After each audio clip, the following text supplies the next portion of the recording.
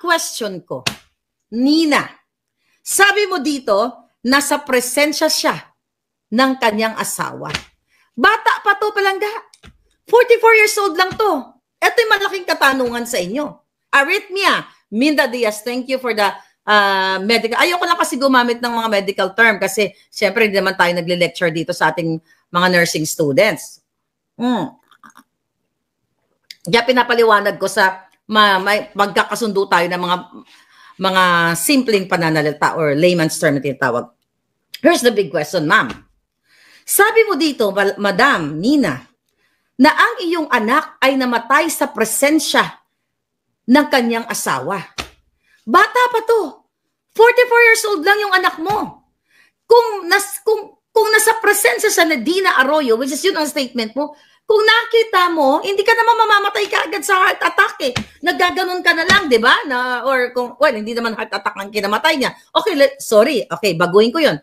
Punta tayo dito sa manner ng accident. Kung na-aksidente siya, let's say for example, na-trip siya, nadulas, napunta na sa banyo, sa bathtub, o sa kung ano man. Meaning, mga kababayan, hindi ka kaagad-agad mamamatay. Tatawag ka ng 911 para i-save ang buhay.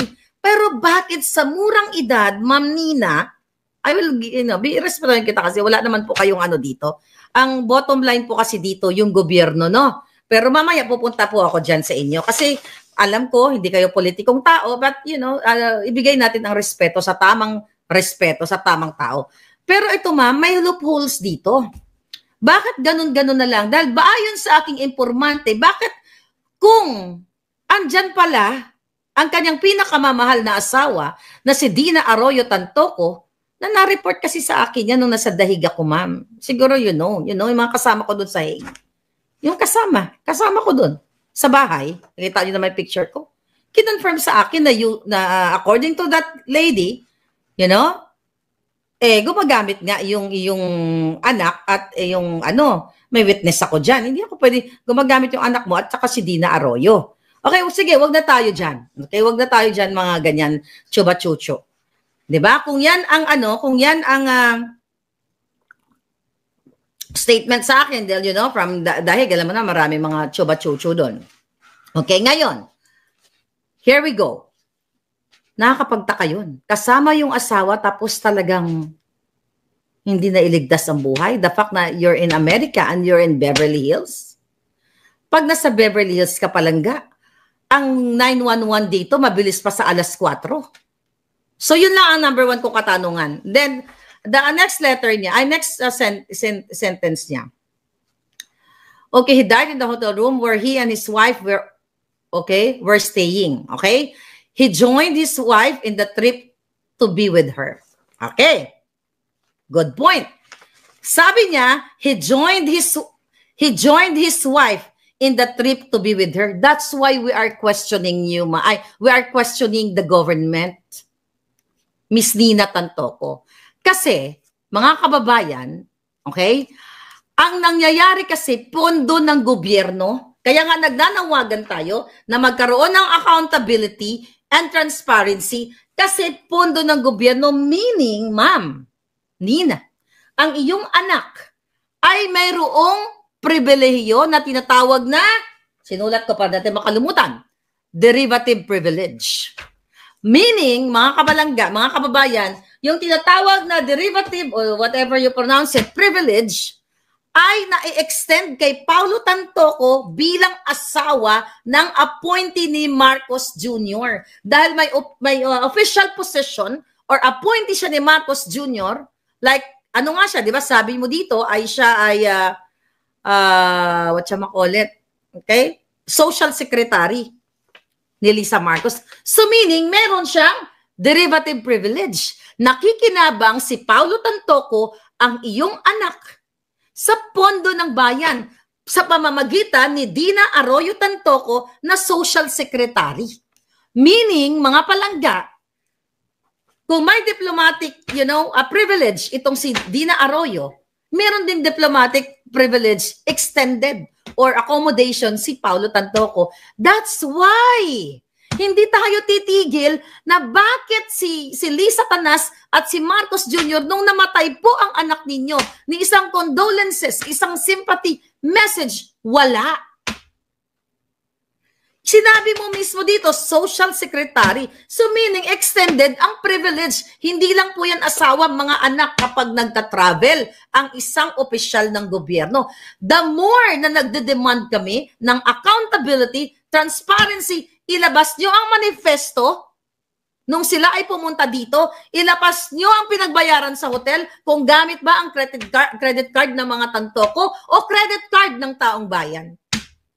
Sabi niya kasi, parang dapat naging, wait a minute, here's the headline. Okay? Madam, the more na dapat maging kabahagi kayo dito sa aming laban na ito, kasi ang nakikita namin dito, ma'am, cover up to eh. Okay, anong sabi ng headline? It made me shed tears. Nina Tantoco calls for compassion. Tells Amy Marcos, First Lady, had no role in San Paulo's death. Cover up na kagad. Inilabas mo na si Lisa Tanas eh. Ba't nakalimutan mo, Mrs. Tantoco, matatalino po ang taong bayan. Ngayon babasahin ko pa kasi talagang grabe ito. Oh. Sabi mo, he joined his wife in the trip to be with her. The First Lady was not involved in any way with our son's death. You, madam, mali ka dun. Question ko, official yun yung pagpunta nila. Tanungin mo ngayon kung paano nakapasok ang pulburon sa kwarto ng anak mo. Taong gobyerno ang asawa ng anak mo. Hindi ba ang taong gobyerno ay alam nila na meron silang legal obligation? Kaya nga tayo may batas sa buong mundo na ang pulburon, napag-usapan namin yan ni Agent Morales, Schedule 1? Schedule 1 ba yun? Nag-under yan sa Schedule 1 sa batas ng Amerika, yang pulburon na yan, na ibig sabihin yan ay napakadelikadong substansya or substance na hindi yan pwedeng gamitin kasi hindi yan ginagamit for medical purposes. Ginagamit yan ng mga bangag for recreational purposes. Recreational para mag-create sila ng kabangagan. Much more, you are a business owner, ma'am. Much more na magbigay kayo ng ehemplo sa taong bayan. Sabi mo dito, okay, na sinasabi mo kaagad na si Lisa Tanas ay hindi involved. Involved siya dito, dapat mapanagot siya. Bakit hinayaan niya? Okay? Bakit hinayaan niya na sa kanyang hanay ay may pumasok na ipinagbabawal na pulburon? Isa sa kadahilanan kung bakit napabilis ang pagbawi ng buhay sa iyong anak. This is not about private matter, darling. This is about public concern. Because, ulit-ulitin natin, they use the public money. Utang ina, mahirap bang intindihin yan? Now what? The more you open your mouth, the more talaga na mahubaran kayo. Sabi ko, I respect you. Ang minumura ko, yung jutang ginima yung gobyerno. Hindi po kayo. Pero sana, wag nyo namang wag nyo namang gawin pong tanga. Diba? Ang Pilipino. Kasi dapat ito, pinasulat mo to sa lawyer bago ka nag-comment. Para sa na maganda yung pasada, no? Pasada ng mga sentences, ng mga comment and everything. Kasi if I have the capacity, I have lawyers, can you make a good statement for me, darling? Okay, fine. Maybe you're emotional or something, you know. Let's give you the benefit of the doubt. Now, here we go. Sabi niya dito, nininatan to ko, the partial autopsy report is open for you to see. Okay? It's already available. That's why we have got it here. Okay? This is coming from the website ng examiner. Okay, sabi niya. Okay. Where did it say our son? Okay. Hindi daw, where did it say our son died of overdose? Okay. To be fair, hindi naman kasi nakasulat talaga na ang kinamatay ng kanyang anak ay overdose. Pero usually kasi, kapag namatay dahil nakitaan ng pulburon, parang naging sa atin, no, yung ating thinking kaagad ay na overdose. Pero kasi hindi pa naman hindi pa naman tapos ang report sa Beverly Hills. Di ba? Sa Beverly Hills Police, ano. Okay pa, i-correct na natin yun, pinaliwanag na natin yun. Okay, go. Ang sabi mo dito, it had pulburon effect. Accident and heart disease, which is I explained it kanina. Okay? Sabi dito, it's hard enough to lose a loved one. That's true, ma'am. Especially a son who, as far as we know, did a lot of good, loves the poor, always caring and loving to his parents and his wife and children. Okay, titigil ako dito. Ma'am, kung ang anak niyo po, sa sinasabi niyo dito, ay gumagawa ng maraming ginawang tama, tons of good things, loves the poor, how come na gumagamit po siya ng pulburon? How come? Kasi ang matinupong tao, ang mapagmahal sa kapwa, ang gumagawa ng kabutihan, yun ang sabi mo dito eh. At mahal ang mga mahirap, caring sa kanyang nanay, sa kanyang asawa, at kanyang mga anak. Hindi po yan gagamit ng pulburon. Never ever yan gagamit ng pulburon na sumisira sa utak at pwedeng ikamatay. And the fact nga, ma'am, ang asawa ng anak ninyo ay appointee ni Marcos Jr. Sabi ko nga, more so na sila ay maging ehemplo ng sambayan ng Pilipino bilang isang malaking negosyo kayo, di ba? At kilala kayo sa lipunan at si Dina ay appointee ni Bangag at Elisa Tanas. How come po na may pumasok sa loob ng hotel nila na pulburon? Now, dito tayo magkakasundo. Panagutin natin. Sabi niyo, mabait ang anak ninyo, ganito. Panagutin mo ngayon, sino sa mga katabi niya, sa mga kasama niya, sa entourage na yon, ang nagbigay sa kanya ng pulburon? Sino ang nagbigay? Saan galing? Binitbit ba ni Lisa Tanas at nilagay sa eroplano? Kaya ilabas nyo ang manifesto. Ilabas nyo kung sino ang nagpabook ng hotel. Ilabas nyo kung sino ang gumasos. Kasi kung mapapatunayan ninyo na kayo ang nagbayad sa Beverly Hilton, kayo ang nagbayad sa inyong sariling eroplano at hindi pera ng bayan, case closed na tayo. Pero hindi po eh.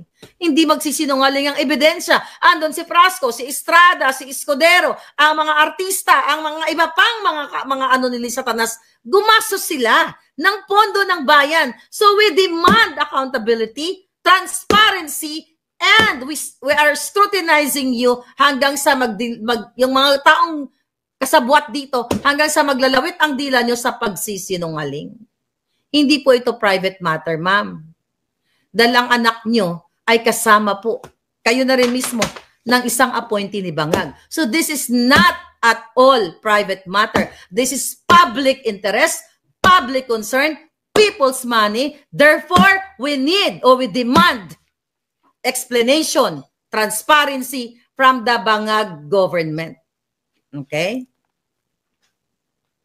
Di ba, Palangga? Hindi. Now what, Miss Nina Tantoco? Here we go. Sabi mo, your son was kind and compassionate and hardworking. Okay, fine. That's your son po. Ganun talaga. It saddens me to see the news that reports to malign also the name of my husband's family business called Rostans. Ako, wala naman ako minamalain dyan. I did not say anything about Rostans. Anyway, sabi niya, it's so visible to make news that is exciting and juicy to read. No, Mrs. Tantoco. Hindi po exciting ito and juicy to read.